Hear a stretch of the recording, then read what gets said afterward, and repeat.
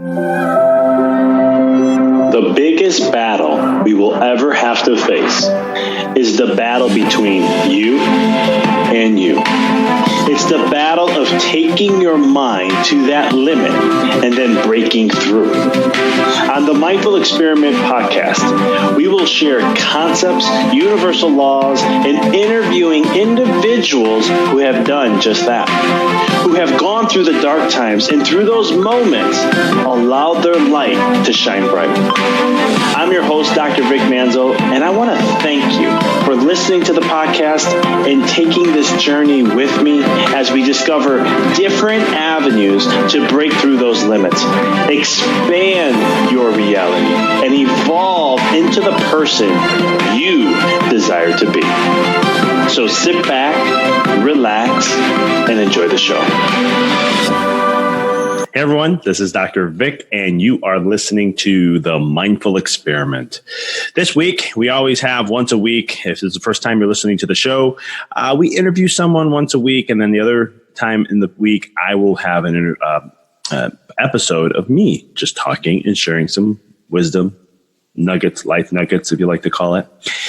This week, we had the distinct honor to interview Rajshree Patel. Now, Rajshree is a mind and meditation expert and an international self-awareness coach, teacher, and speaker. She has taught hundreds of thousands of people in more than 35 countries the power of meditation, mindfulness, breathwork, and other ancient tools for assessing the innate source of energy, creativity, and fulfillment within. Born in Uganda and raised between rural India and New York City, Patel was working as a prosecutor for the U.S. Attorney's Office and the Los Angeles District Attorney's Office when a chance meeting with the renowned spiritual master, Sri Sri Ravi Shankar, changed her life. She left the practice of criminal law to explore the power of universal laws. And since then, over the last 3 decades, she has established more than 600 meditation centers and trained thousands of instructors with the art of living, helping expand the self-development and humanitarian organization into a global nonprofit. Through her unique blend of intuition, humor, and ancient techniques, Patel has guided government leaders, families, Oscar-winning filmmakers, Fortune 500 executives, and individuals from all walks of life in understanding how the mind works, how to let go of stress, and how to be more resilient and fulfilled in their personal and professional lives. She has given talks and led programs at organizations including Amazon, Facebook, Microsoft, NBC Universal, IBM, LinkedIn, Gap, WMC, the World Bank, Shell Oil, Morgan Stanley, Harvard University, IIT, the United Nations, UNESCO, and more. This episode, you will get from Rajshree, her there's an energy about her that's very childlike, but of great depth of wisdom and excitement and passion in what she shares in this episode. So I am so excited to bring to you guys, here is Rajshree Patel. Rajshree, welcome to the show. Thank you. Happy to be here. I'm so honored to have you here. I mean, your bio and everything that I read about and looked up on what you're up to and everything is just fascinating. And I think, coming from the federal prosecutor world and now, teaching and sharing ancient secrets and spiritualism and all that, I think it's fascinating. And so my first question I want to come right off the gates with is, what made that shift? What inspired you to go that route? Was it something like a feeling? Kind of share your story a little bit. I wish I could take credit for it, but sometimes the universe interferes for us and on our behalf. And I suppose if you're open to it, you move with it. So I was in LA. I was a prosecutor. My parents are from India, quite traditional. And they were sitting there saying, okay, you finished law school and you have a job and you're in LA and you have your apartment. So it's time you start, get married, settle down. So I saw a little sign that said Pandit Ravi Shankar, who at the time happened to have a common name to a sitar player. I really thought I was going to a music concert and I was going to meet people. And in fact, it turned out to be a spiritual master from India, Vedanta tradition. And from there, I was curious. I guess one of the best things we could have is to be curious. Anyway, the universe had brought me there. So I decided to stay and see what happens. And I went through a 9-hour program. And when I got to the office Monday morning, everything had changed. Everything from how effective I was, how fast I produced things, and I guess at the moment, more importantly, how I looked out of my own eyes. Everything seemed positive and close and connected and optimistic. And it just created more greed, if you want. Like, oh my God, if 9 hours could do this, what else is in here? And so I started exploring and diving into it further. And a short time later, I left law. Like, okay, enough with criminal law and prosecuting people and putting them behind bars. I want to talk about freedom and peace and really, natural law and universal law that really tap into human potential and maximizing who we are and what we can do in our life. So that's my accidental story from criminal law to natural law. I love that. And I love how the universe, isn't it amazing how sometimes the universe will just throw a curveball at you and kind of just take you on a total pivot change massively. Absolutely. Absolutely. When you did, go ahead, sorry. No, I was just going to say that I think that as a lawyer, the left brain person, I would have never made the statement and agreed with you because you just seem like it's all you and everything you plan to do from A to B to C. But then you really realize there's this additional element, the variable that economists might talk about. Maybe they don't call it the universe, but not everything's in our hand. And I really feel like if we're open, if we get out of our own way, then what we want to do gets supported by the universe also, so yeah. I love that. Now, when you were going through that change, did doubt ever come in? Did the fear come in? They kind of go, wait a minute, Rajshree, what are we doing here? This is, are you crazy? Did any of that talk come up at all? Or is it just like... No, 100%. Yeah, 100%. And it wasn't just my own talk, I have, as I said, traditional parents. It's a very traditional upbringing. And for those of you who know, you come from India, it's all practical. You don't leave your homeland and make another home somewhere just to sort of, feel good, right? It's all about success and migrating for more life. So clearly I was going against my own conditioning, but also the culture and the voice of my parents and the world out there. It wasn't like anyone said, wow, great, go for it, especially 35 years ago. Nobody talked about meditation. We didn't really talk about mindfulness the way we do today.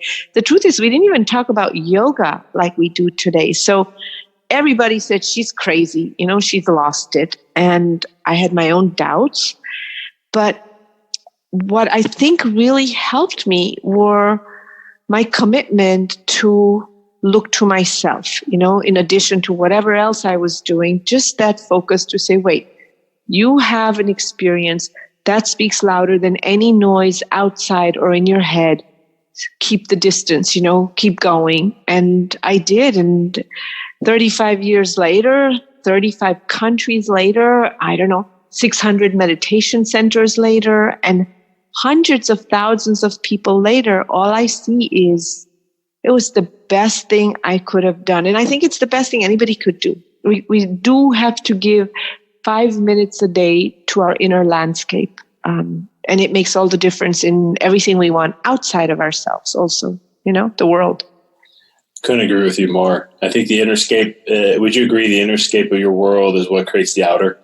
100%. Thoughts come first and emotions come with the thoughts, and then comes action and then the results. And if your thoughts and your emotions are negative, well, the chances of positive results reduce. It's connected, and it's for sure inside out. For sure. So how does then, in your words and everything, you can talk about life force, or I know you say vital force. Can you mind sharing first what is vital force, and then we can get into the whole thing of how it influences our life and so forth? Sure. So, vital force, life energy, to me, it's all the same. Chinese, of course, call it qi, and there's so many different names for it. Look, we think of energy, that's the simplest word for it. And if I were to define that simple word energy, it means the ability to move anything you want to move in your life. You want to move from job A to job B. You want to create better results, more performance, stronger muscles, stronger body.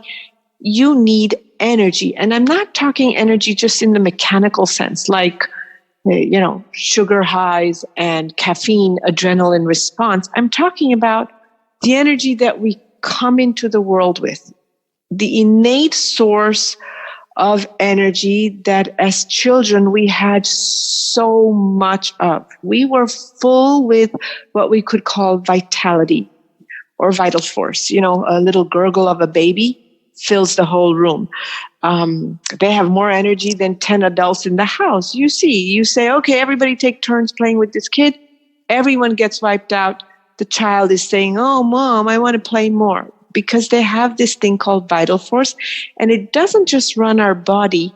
It runs our cognitive function, our decision-making, our emotional regulation, our spirit, our well-being. It's directly connected to this force, and no one's really ever taught us how to tap into it. And so what we do, we sacrifice sleep for getting our job done, and we work harder, and we work longer, and we pump in some sugar, and we go for our coffee break, and God knows what else.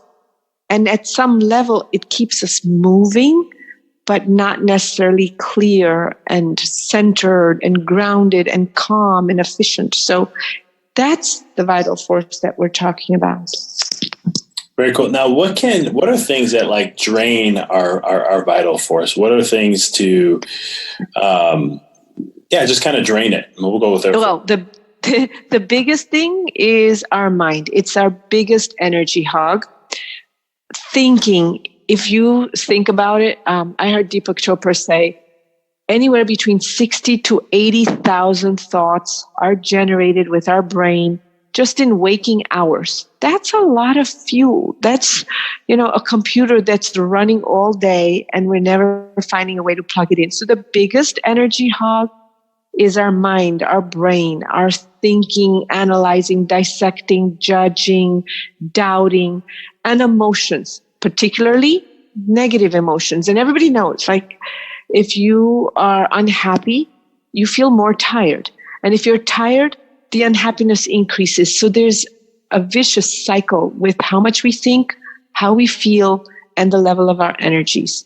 So it's not the body so much that's exhausting us, because the truth is, we go to the gym because our body is not mobile, right? The more mobile our body is, the more energy we release, the greater physical performance.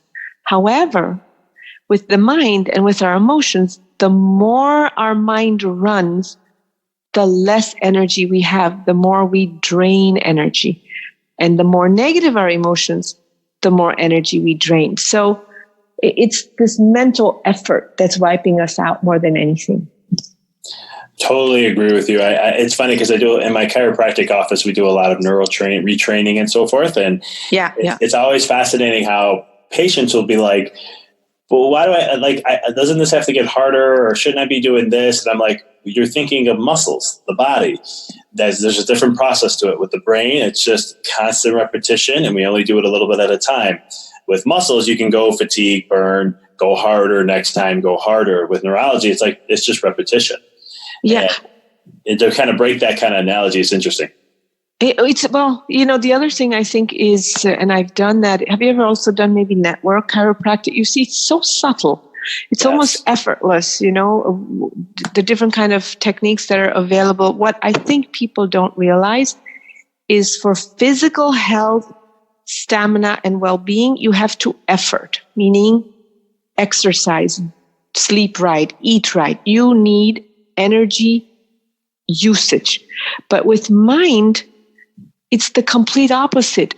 You have to let go. The more you think, the more you wire up your mind, the less optimal it functions. So it's very subtle. Relaxing brings optimism and health to the mind, whereas relaxing the muscles, not using the body, brings, less optimism, less health to the body. It's so true. And have you ever for example, Mark Zuckerberg, Steve Jobs did this, other individuals, I've read this in books where, and I understand the neuroscience too behind it, but like decision-making power, like we're only given so much in a day. And so, so they wear like the same clothes every day just because it's one less decision they have to make to keep the reserves up high. Yeah, because it's like, who needs to think about what to wear? And so they just say, okay, I'm just going to wear white shirts and gray pants, and done. And I don't need to think about, does this match that or that? I think you also would have seen the more options we have, the more our brain thinks, and we actually don't even make choices. Yes. 24 toothpaste in a grocery store, you don't know what to buy. So you just sort of pick any one up in the end, and you think you're doing all this research and due diligence, and it's just pick one up and go. So clearly, overthinking is one of our biggest challenges in the world. I agree. And do you think that's happening more now with technology and social media and so forth? 100%. I had a visual the other day. I was sitting with a group of people, and everybody was on their cell phone, which everyone's seen. The thing is, if you take that virtual world, you're on the one hand, you're chatting with a group. There's a group chat going on, and you're emailing someone and you're texting someone else. Simultaneously, you're sort of conversing with 10 different people. Just imagine that in real time. 10 people sitting in front of you, all talking at the same time. There's no way our mind can function. It's on overdrive. And unfortunately, not that there's anything, technology brings all its benefits, but one of the downside is it's making our mind more wound up. That's what's creating what you see out there in the world, everything from disconnection to oneself, to isolation, stress, loneliness, disengagement, because we're mentally always busy. We actually don't even sleep when we're lying down. We think we were thinking all night. A lot of people have that sleep. They wake up 7 hours later and they're like, I don't know, I just feel like I was thinking all night. The mind never shut up, didn't calm down. It's so true. We live in a society today where our nervous system's not designed to take on this overstimulation. No. It was just never in the game or the program or the concept of it all. It was never designed to do that. So nowadays, like you said, I hear it often too. Like, I went to sleep, I woke up, I don't feel like I even slept. I'm like, yeah, okay, that means something. Let's look into that. What tools do you recommend or you can share with individuals, the listeners, that can help them who have a racing mind, who have, we'll go with the racing mind first. Okay. So I think that one of the fastest way to recharge and reboot ourselves is through the breath. The answer is literally right under our nose. There are many ways. There are different types of meditations, and meditations that use breath as a technique, not focusing on the breath, because I think that that's a problem. Most of us don't have the subtlety or the calm enough in our mind to even be able to focus on the breath or to even recognize the movement of the breath. So I'm talking about using the breath at discerning moments as an exercise. No mental monitoring, no focus, no needing to clear your mind in order to calm down or meditate. And the 5 discerning moments that I tell people to breathe long breath in and out is, number 1, first thing in the morning. The reason being, we often wake up with our sleep cycle incomplete, right? The alarm goes off. We didn't get to complete our cycle. Maybe there was a dream cycle going on. Maybe we were in REM sleep and we suddenly woke up, or we woke up because we have to. In that case, we have that feeling of, God, I just got off on the wrong side of the bed today. It's the yanks that sort of drag our day, and we don't feel quite at ease or as relaxed. So the first thing in the morning, it doesn't take more than 2 minutes. You sit up, lean against your headboard, and you do 10 long breaths. And I'll explain in a minute what I mean by long, but that's the pivoting point. And then you go about your business. The second place I tell people to breathe is when you walk into your office. As you're walking to your desk, as you're maybe getting into the elevator or getting off of the elevator, do 10 breaths. Again, long. Why? Because between the time you woke up and you reach the office, what have we done? We've propelled our mind into the future. And we're thinking, oh my God, I have to do this. I have this deadline. I got to talk to my boss. I have a presentation to make. You haven't reached the office physically, but almost 10 minutes after waking up, our mind is wound and it's in the office. And so breathing has a way to quiet that racy mind, moving it out of the future and closer to the present moment. What we say, breathe 10 breaths. Even as you're putting your computer down on the desk, just do the 10 breaths. The third discerning or opportune moment is just before you have your lunch. There's so much talk today, right, about gut biome, gut health, and how that affects not just our physical health, but also our mental well-being and mental health. Most of the time, between arrival to the office and lunchtime, we're again hardwiring our brain to move into the future and the anxiety and the stress of what has to happen. And then we sit down to eat with our gut in a knot. We don't realize it, but it's in a knot. We're holding our stomach muscles in from stress. It's what most people do. So what I say, just as you're sitting down to lunch, or maybe you've ordered your meal and you're looking for your table or waiting for it to arrive, just do 10 long breaths. Nobody needs to know you're doing it. It's the discerning moment of calm that makes the difference. The fourth place is on your way home. You're getting ready to leave. Whatever you need to do at work is done. Instead of carrying it with you, with all that anxiety, all the stress, what you should have, would have, could have, as you're getting into the elevator, do those 10 breaths. And then the last thing is as you get into bed and you're ready to sleep. You're lying down, your blanket, cozy, comfortable. Do 10 breaths, because how we enter sleep determines the quality of our sleep. And most of the time we enter sleep thinking about 1,000 things that's already gone. And so you say, okay, the day's over, 10 breaths. And just to clarify, long means longer than your capacity at that moment. So you breathe in as much as you can, and then you insist to push a little bit more. Inhale a little bit more, like an exercise, and then release the breath quickly. You'll see your perception will change. Your mind will get into the present moment. There will be a calm, slowing down of the mind in order to speed up the body and the actions and the results. It's an amazing thing. Nobody knows you're doing it, and it's nothing more than a 2-minute pause in order to speed up your day and to accomplish more. I love that. It's like little mini brain breaks and resetting the energy of the body throughout the day. Yeah. And Vedanta really focuses on that. Their whole Vedanta's conversation is rest and activity. They would break the day down into 8, but since, we're in the world of McDonald's and steroids and moving fast, we'll break it into 5 gaps of rest. I love that. I think that this is huge. This is a pivot change for everybody. Quick question, just curious.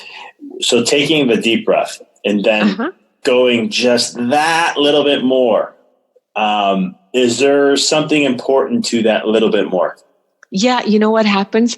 You're moving from sympathetic nervous system to parasympathetic. What has happened is our breathing, our mind, our emotions, and our sensations in the body have locked into a pattern. I don't think people realize this, but specific thoughts create specific emotions, which has a very specific pattern of breath to it. And what we want to do to break that pattern, to break the connection between our thoughts and our emotions, the habit, if you want to say that, we extend the breath, make it a bit longer, and that dismantles your mental and your emotional connection. Does that make sense? That makes perfect sense to me.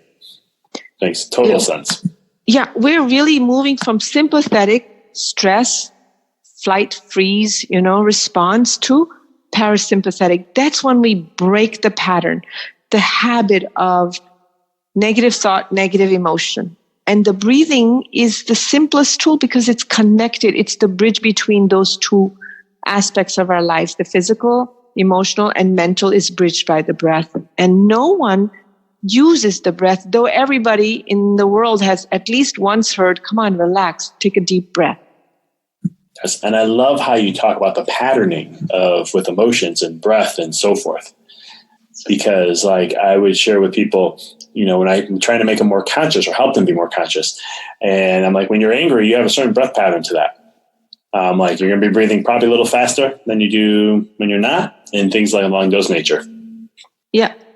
And it's very specific, right? Breath of anger, we can call it A. It's fast, it's hot. The volume of air going in is very different. What nostril functions is different. When you're sad, you can't breathe the breath of anger because you wouldn't feel sad. You would feel angry. And there's a lot of research done on this. They show people pictures or images of emotions, let's say someone angry, and then they'll observe the breath. The reverse also happens. If you then ask a different person to breathe the breath of anger, guess what emotion they feel? Anger. Exactly. Without the image, because there is a direct link between the two. And if you want to relax, breathe the breath of relaxation, you'll relax without all the mental gymnastics and time and so on and so forth. It's under our nose, the solution. We just don't know how to use it. Yeah, and why do you think we've lost that? Is it just how do they, not focusing on breath? Because I know certain cultures, they're big on that. I know India and certain areas, they talk about the breath being the life force, and it's what you breathe. That's what tones the body and so forth and things like that. Is it just the West is so yang energy, do that we just don't even become aware of it and just? I think so. I think so. I think what happens is, over time I could simply say this with our senses, the more stimulation there is outside, the more we get engaged outside. There's so much today. You don't even have to leave your house. You could order something in the morning and in the evening it's at your front door, and then you don't like it, you shove it in the box and send it out and get something else. There's constant stimulation and there's no place to look inside. And I often say this, the West brought us electricity and light outside so that what we see and how we move around is clear other than sunlight.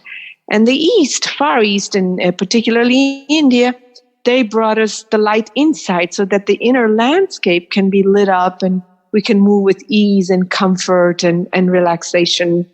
And I think that at some point we lose track of our own well-being, our own health. And Sri Sri Ravi Shankar, the spiritual master, he says it very beautifully. He says, we spend half our life to gain wealth and we sacrifice health for it. And then we spend the second half of our life to regain health, spending our wealth, So what's the point? And I think what we forget is the more you want to do outside, it really is valuable to pause, spend 10 minutes, 5 minutes a day, boosting your system, rejuvenating, centering, and then going into activity.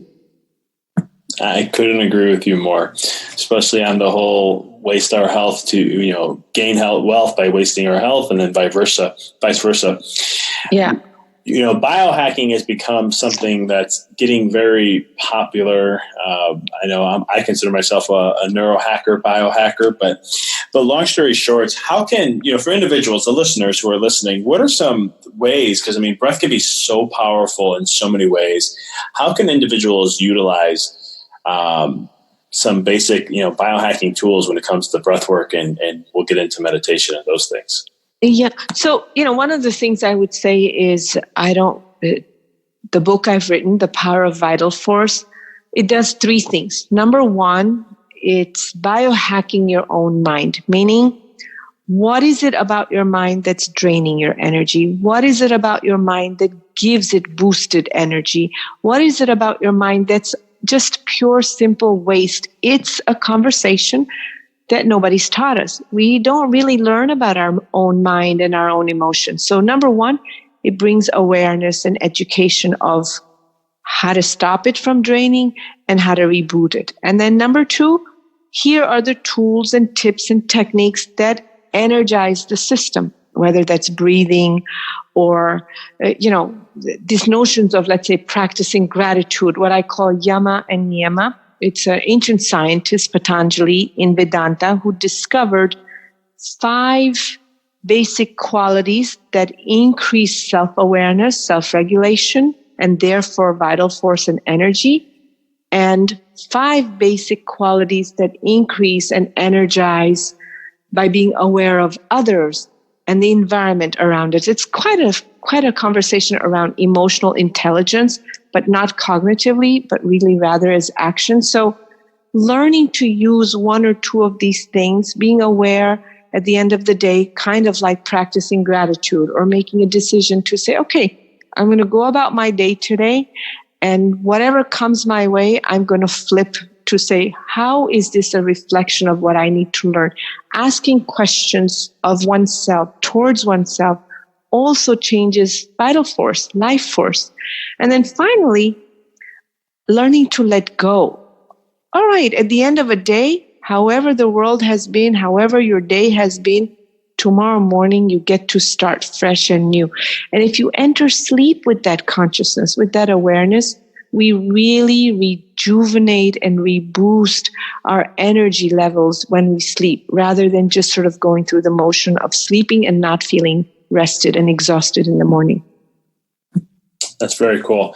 And I love how you bring up the wasting of the energy again for the mind and whatnot. Is there a meditation practice that you use or something that you encourage people to, or how do you meditate in general? So I have a couple different practices of meditation. One is using the breath, and it's a specific practice called Sudarshan Kriya. Forget the long name, but it really means the proper vision of oneself, meaning past the body, past the emotions, past the thoughts. What are we? We're also an electric system. We are a bundle of energy and intelligence. That's how we come into the world. Just look at a baby. And so the first technique I uses a system of breath. Unfortunately, it's not something I can learn. It does take a little bit of time to learn, but then you can use it anywhere between 8 to 10 minutes a day to really transform how you think, how you feel, and act. It's called, again, Sudarshan Kriya. And then the second method that I use to meditate is mantra-based, what I call self-transcending or Vedic meditation. And the beauty of that is it's effortless. You're not monitoring, you're not labeling, you're not analyzing your activity or your thought. You're not even trying to clear the mind in order to meditate. Mantra is a sound, a vibration, and we use it in a particular way. And what that does is it settles the mind to quieter and quieter layers within itself. Because mind wants to go towards more joy. Like if you're sitting in a room and you hear something pleasant, without any effort, naturally your mind, your listening moves towards what is pleasant. And so that's the same with self-transcending mantra meditation. It's a vibration which is life-supporting. And so it takes you slowly, gently, without mental effort, closer and closer to the source of energy, source of consciousness, pure intelligence. And using these, as we talked earlier, when you're letting your mind just rest, does it then help gain more vital force to allow you to do more in performance and other things like that? Yeah, there's a direct relationship, right? More energy you have, more performance you have. More energy you have, more happier your state of mind is. More energy you have, the more you're willing to connect and relate and interact with people. And it's a virtuous cycle. You know, happier you are, the more energy you have. The more energy you have, the more happier you are. And calming the mind down, reducing the thoughts, going into subtler places, it does 2 things. It boosts energy and enhances clarity and therefore performance. And the thing with breath, which people may or may not know, is every time you breathe in, you take in what is called life force or chi or vital force. Every inhalation. Unfortunately, most people breathe very short and shallow because in the rush of go, go, go, the stress, trying to get things done, we are holding our abdominal muscles. And so what that does is it's not allowing the diaphragm to drop down, and therefore we have a short breath, thoracic breathing, or just in the middle of the chest. And we know that short breath triggers sympathetic response, meaning stress response. So instead of responding to something, you're reacting. You're being more impulsive, more, sort of quick-tempered. And it's the opposite we want to do. We want to elongate the breath, as we discussed earlier. So two things happen with the breath. Energize on the inhalation, and every time you breathe out, you release something. And I don't just mean CO2. I don't just mean the lactic acid in our muscles that we, by using create. I think every personal trainer will tell you, breathe, because it's the fastest way to empty the heaviness that we build in the muscles, the lactic acid. But also, because it's connected to your mind, because it's connected to your emotions, every time you breathe out, you release the stress from your mind. It's how the mind goes to quieter states. And that's a trick most people don't realize, because when we're stressed, we do the opposite. We hold the breath. We shorten the breath.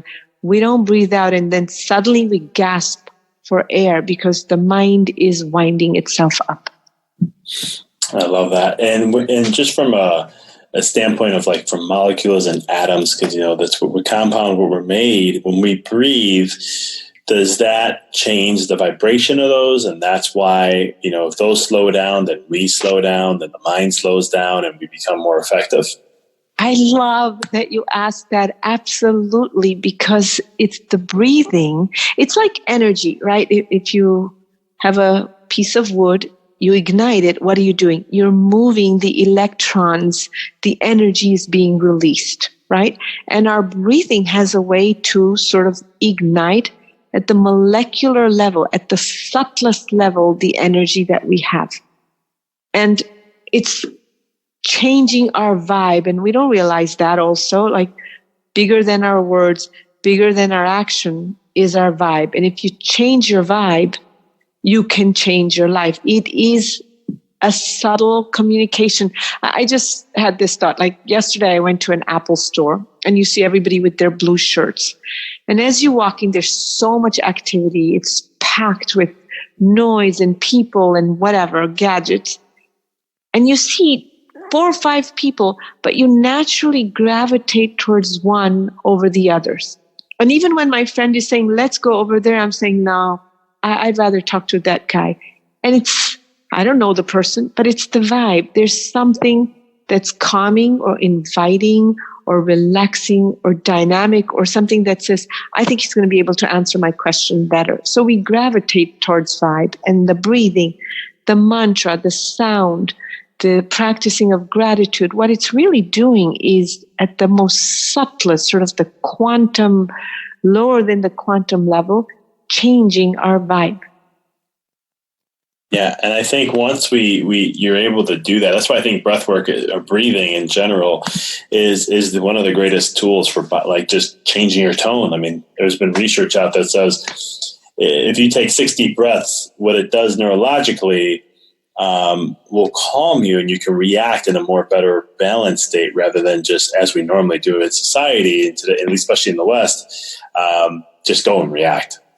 Correct. And if you take those breaths consciously, you change the game. It's kind of like the observer effect, right? When your attention, the experimenter's attention is on it, you see it as particle. When you move away, you see it as potentiality, a wave. And so one of the reasons why I say to people, do 10 long breaths 5 times a day at discerning moments is you're inviting conscious at least 50 breaths in and out. And that does change your perception, which changes your vibe. So I couldn't agree with you enough on that. I love it. Now, do you talk about all this in your book, or is there, because I know there's some ancient secrets about all this. Are we tapping into some of this, or is there more to share here? No, I'm talking about a lot of this. I actually use a lot of science to talk about how we've moved from, Newtonian thinking, particle, to Albert Einstein, where he talks about light and the movement of light and all of that. And then I move into saying, look, there's even more than that, which is where Tesla and Planck and a lot of the current physicists who are looking into consciousness say, wait, sapient, how do we recognize ourselves? That's the big thing about being human, right? It's the only mammal life that can see itself as itself. There is something called consciousness. We can talk about the Big Bang Theory. From energy came matter. Well, what was the intelligence that drove energy into matter? So I also sort of touch on that, towards the end of the book to say, look, there is something called innate intelligence. There is something called innate life force. And if we can connect to it, relate to it, tap into it, if we just see ourselves as more than our body and our, limited beliefs that we unconsciously picked up as children, we already changed from neuroplasticity perspective our vibe. I love that. How much do you think in today's world is science catching up with spirituality and all the concepts? I think it's moving a lot. There's so much research out there, from neurobiology to neuroscience. And as I mentioned, this whole thing around gut biome, we're more bacteria than we're human. And as technology advances, I think that we're getting even closer to really realizing that we're as much energy as we are solid, we're as much mind as we are body, we're as much emotion as we are thought, and we're as much consciousness as we are ideas. I think that that's really moving a lot in the world. Yeah, and we were talking earlier about like what the East, what it brought, and then what the West brought. The vision that came to my mind was like the yin and yang just finally coming together and creating this beautiful, this new experience now, right? We had the East, and now all of a sudden we're very over dominant West. But now if we can take those two, yes, and blend them, yeah, so beautifully said, absolutely, so beautiful.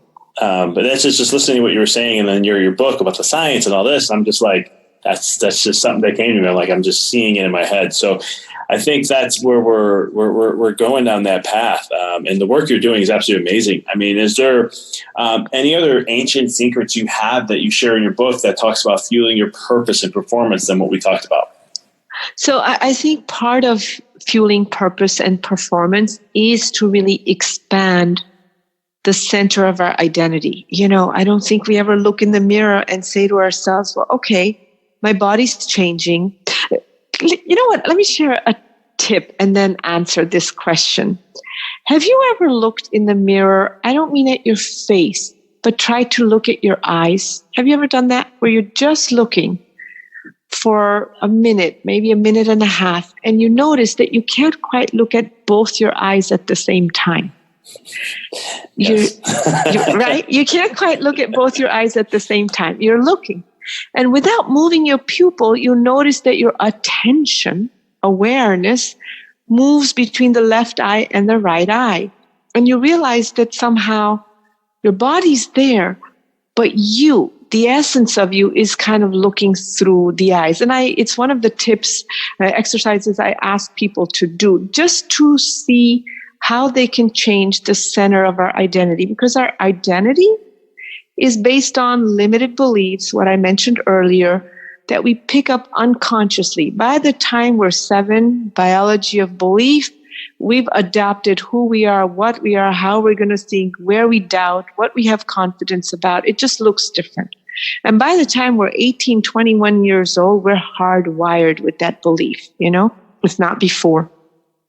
And so our identity lands on just that, I can't do that. I don't do that. That's not okay for me.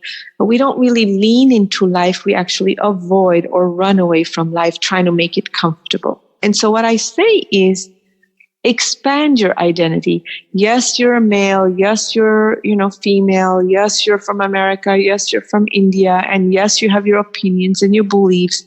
But what if you started to see that you're also energy and consciousness, what we could call awareness or meta attention? Mindfulness itself is a quality of who we are, not an activity. If we could do that, and that is really the basis of Vedanta, meaning Advaita or oneness, that under all the division, under all the multiplicity and duplicity, is this quality that's energy, that's intelligence, and it's the same in all of us. And maybe that would solve not only our individual mind and stress and anxiety that we go through, but perhaps a lot of the challenges we see in the world. It would unite us in a different way. So it is one of the biggest secrets that I could offer. And if you read that chapter and you go through those 2-3 tools that are there, you notice in a matter of 2-3 days that, I'm more than what I think and feel. And who I am at the core of me is perfection. It kind of makes all those self-help books obsolete. And I kind of think it's an oxymoron from Vedanta perspective, because Vedanta says who you are in your essence is perfect. It's just that there's a cloud covering the perfection, the limited beliefs. And there is a way out. There is a way to drop those things through breath, through meditation. And the fastest is through breathing. I couldn't agree with you more. It's one of those things. I love how you said at the end, like we are that perfection already. And I think especially in America culture, we're very in that way of what's wrong with me, what's going on here. And as a chiropractor and a holistic practice or a vitalistic practice that I have, I always tell people, they're like, what's wrong? When we go through the report, they're always like, what's wrong with me, doc? What do you think? What do I have going wrong? I go, you're perfect. There's nothing wrong with you. And it's amazing the puzzle look I get when I say that. They're like, yeah, but the x-rays show this shows that. I'm like, yeah, but that's perfection.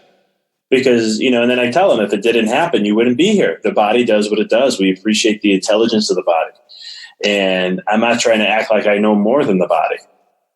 And do they get that? I'm just curious. Do they register it and say, okay, it depends. It's sometimes more. Some get it and they're like that. They'll ask questions, and we have like a lot of education stuff. But it's one of those things where some will grasp it and they're like, "So what do you mean?" And I'll tell them, "You had a cut on your arm. It heals on your own. You didn't have to worry about that. It was the intelligence that took care of that. Yeah, you have a scar now. You can think of that. What you're seeing there is a scar from what the body's been doing to try to keep you moving forward. But we go through this whole process because it's a different type of thinking." But also, like, look, I just had this thought, like when you go out on a table for a massage and, they're suddenly pressing against the bicep or whatever muscles against your shoulders, it's tight, it's contracted. And the release of that is movement of energy, right?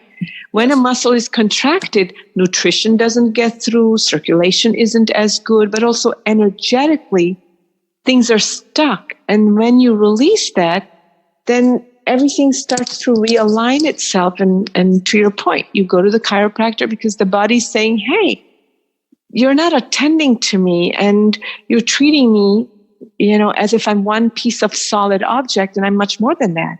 And you release all of that and allow life to flow through all the channels, right? Amen to that. I mean, to the T right there. Yes. I mean, we it's the thing. We let energy flow better and communicate and intelligence flow better. I mean, there's so many different labels to it, but it's just allowing the body to communicate better, raise the intelligence, the vibration and so forth. So it can experience more. Yeah. And then it heals itself also. Yes. And so, and just like we are that perfection, it resonated when you said that. I was like, you know what? This is also what I kind of say in a different realm. Very cool. So how can people get your book? So, by the way, if they order the book, you can go on Amazon or Barnes & Noble, The Power of Vital Force. It's being published on October 1st. And if they order the book before October 1st, there is an 11-day online, experiential course where I actually guide people through more tools and techniques that are not even in the book to really change and transform their energy levels and therefore how they think, feel, and act. It's a $525 value that comes with the pre-order, $18, $19 book. So I'd really encourage people to do that. And certainly if you want to know more and you're not ready to get the book, then just go on my social media. There's always new content coming up by Rajshree, B-Y, and then my name, R-A-J-S-H-R-E-E. And everybody, these will be in the show notes for you to get access to. Rajshree, this was a pleasure. It was a breath of fresh air to communicate with you and chat with you on all this. No pun intended. No. Thank you. I appreciate it. The same at my end. Thank you for listening to the podcast. For past shows, please visit www.empoweryourreality.com. I hope this show inspired you and added to your life to help you on the journey to rediscover who you really are. To connect with us on Facebook, please visit www.facebook.com/Dr. Vic Manzo. Check us out on Twitter. The handle is Dr. Vic21. Follow us on Instagram, www.instagram.com/Dr. Vic Manzo. If you were inspired by the podcast, pay it forward by sharing it with someone who you know can benefit from it. Thank you again for listening to the Mindful Experiment podcast, sharing paths to help you rediscover your infinite potential.